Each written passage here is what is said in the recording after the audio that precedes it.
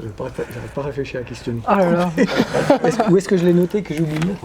J'ai quand même essayé de répondre un petit peu. Bah ouais, j'avais quand même essayé de... Ah, tu vois, moi je l'ai appris ma feuille. Ah non, c'est la seule question à laquelle...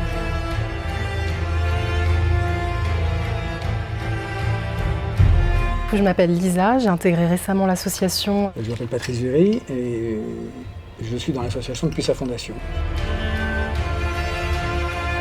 Avant même que l'association existe, il y avait un point de rencontre qui s'appelait Phénomène J, qui était un bouquiniste geek peut-être on pourrait dire, mais enfin surtout axé sur les littératures populaires, la science-fiction, le polar, tout ça. Et chez qui on se retrouvait à plusieurs. Au bout d'un moment, le libraire nous a dit on ferait peut-être un petit fanzine, ça serait sympa, ce qu'on a fait. Et ensuite, il a dit on va pas s'arrêter là.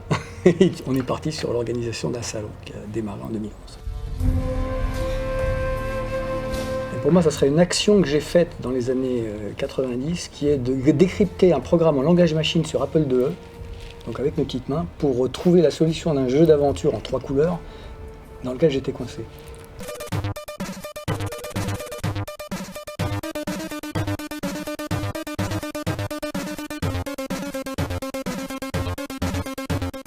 Pour moi, ce serait Tomb Raider, parce que j'ai grandi avec Tomb Raider, et que c'est même ce jeu qui m'a poussé à faire une licence en histoire.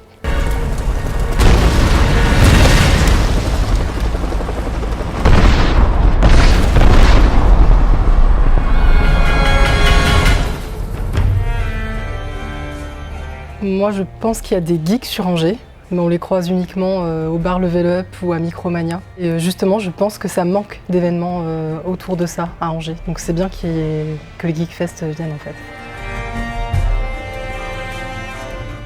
Surtout des rencontres. Enfin, moi personnellement, je me déplace dans ce genre d'événements pour rencontrer des gens, plus spécialement des créateurs.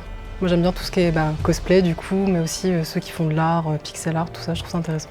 Moi, je connais plutôt la culture geek de mon époque, donc ça m'intéresse de savoir comment elle a évolué, comment elle s'est éventuellement élargie et qu'est-ce que ça recouvre aujourd'hui.